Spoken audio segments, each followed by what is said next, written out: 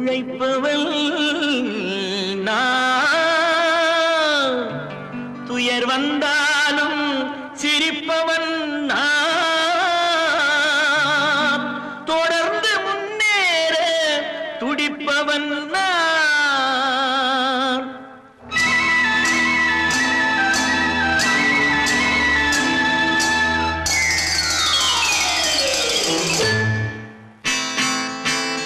ஏழையின் சிரிப்பில் இறைவன் இருப்பதை சொன்னான் தலைவன்.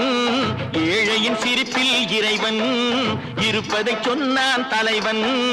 அண்ணனவன் சொல்லிய சொல்லை, அண்ணனவன் சொல்லிய சொல்லை நான் என்னாலும் மறந்தது இல்லை.